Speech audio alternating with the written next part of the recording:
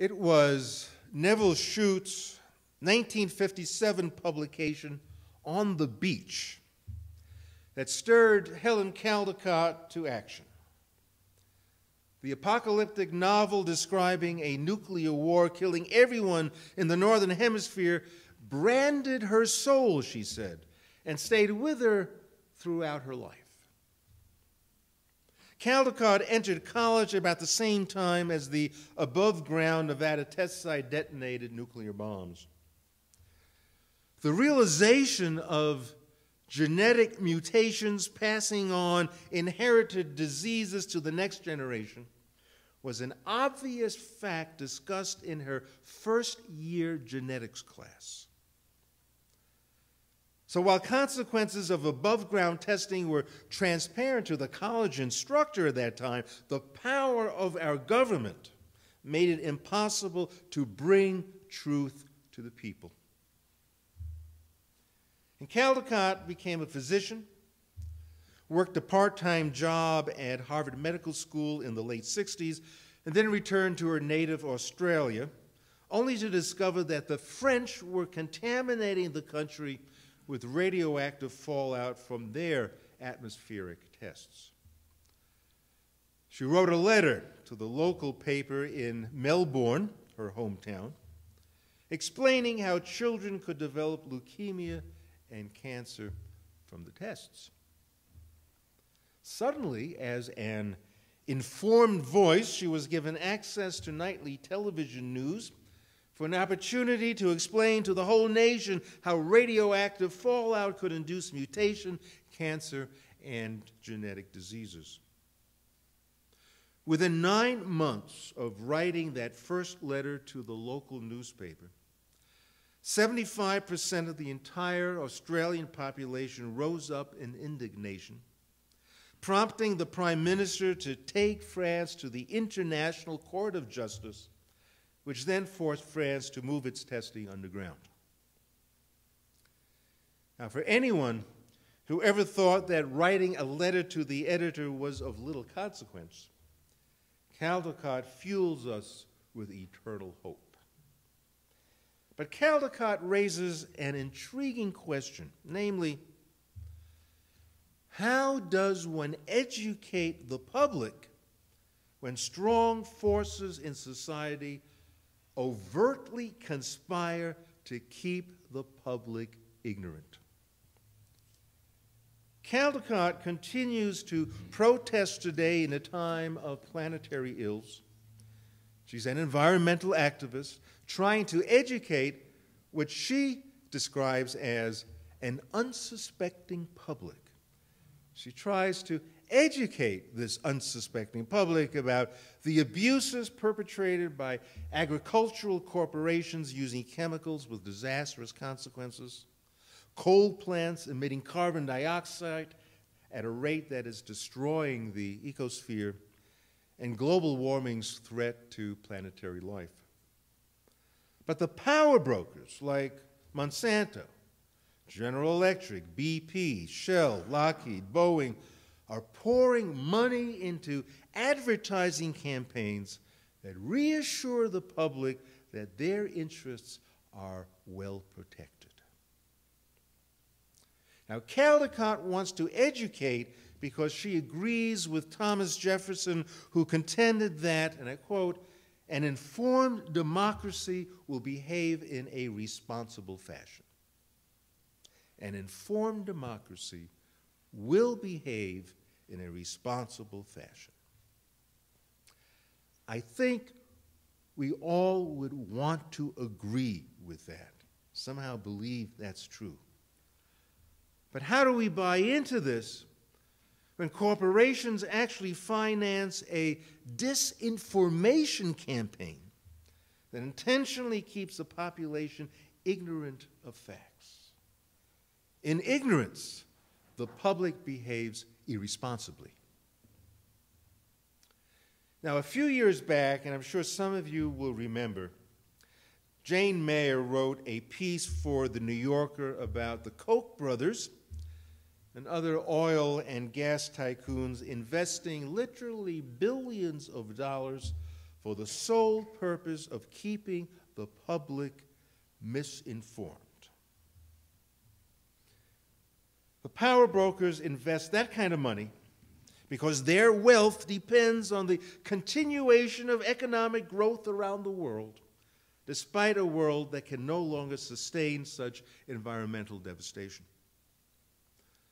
In the words of Bill McKibben, we need to rethink the world. Continuous economic growth is no longer an intelligent goal. He says, we've probably grown as large or larger as it is smart for us to grow. I don't think Exxon would agree with that. And so Exxon finances misinformation, turning the science of climate change into a speculative theory that will only hurt ordinary citizens in their pocketbooks.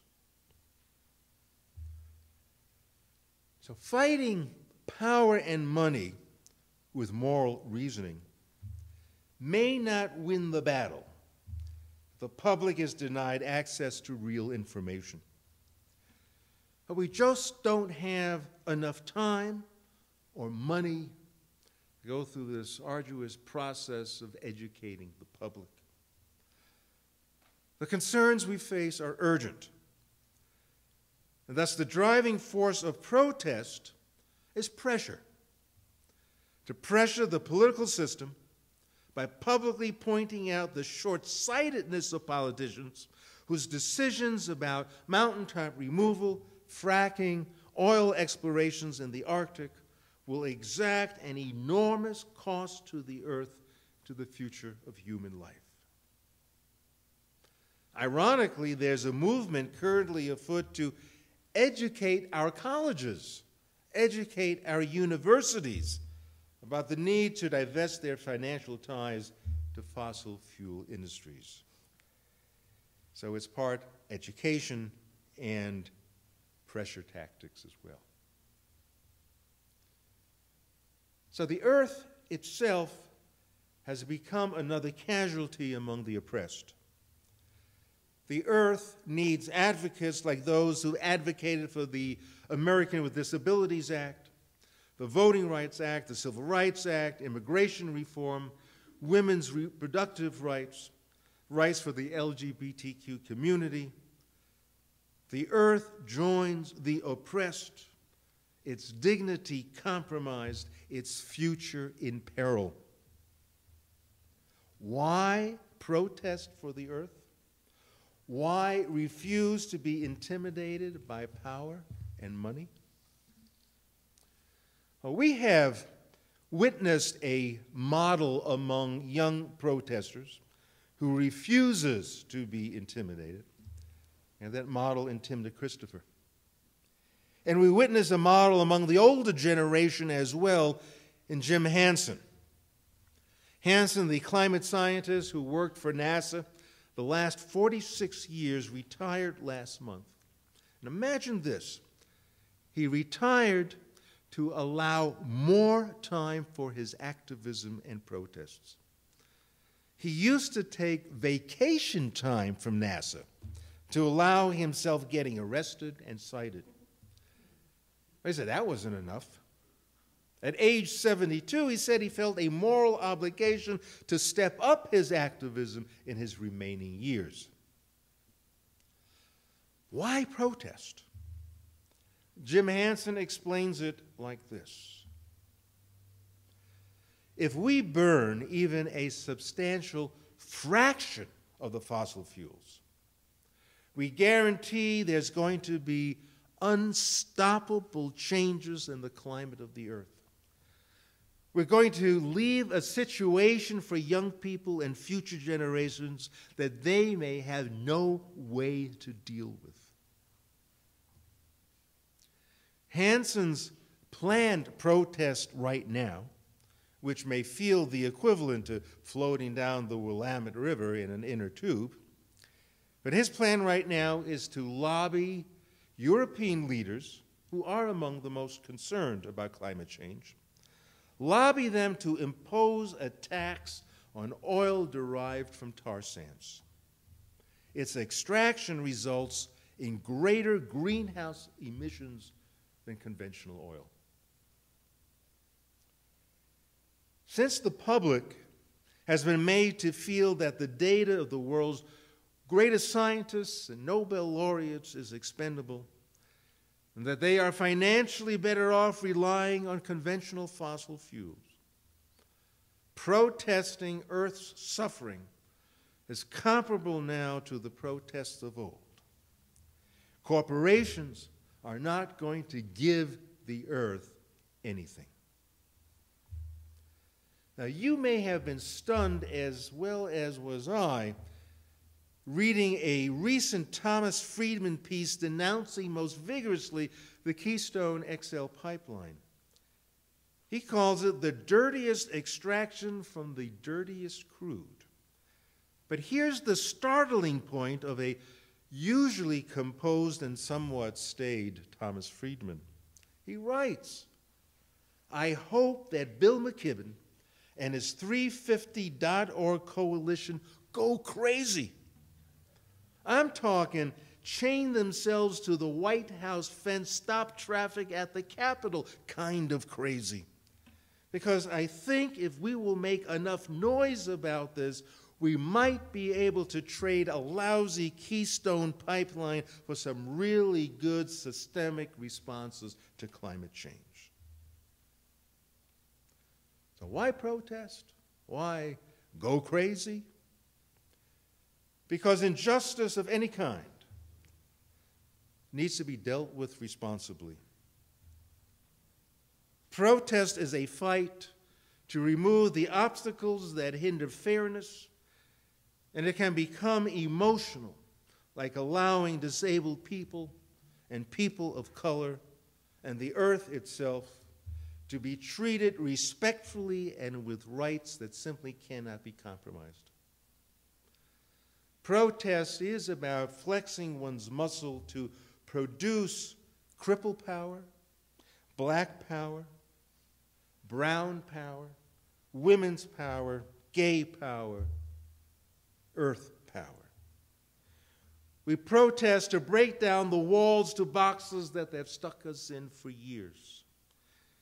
We protest to ultimately transform human relationships and the human community to higher forms of compassion. We protest because we feel responsible to more than just ourselves. The meaning of responsible implores us to discern the consequences of institutions and organizations that seek only to further their own self-interests. Protest competes against self-interest, fights against self-interest with weapons like love, compassion, truth, integrity, and justice. You know, a long time ago, Voltaire wrote in his book Candide that in a tumultuous world, we must cultivate our own gardens. Not true. We protest because of the moral imperative to step out of our gardens and help transform the world. You're damn right we will. So be it.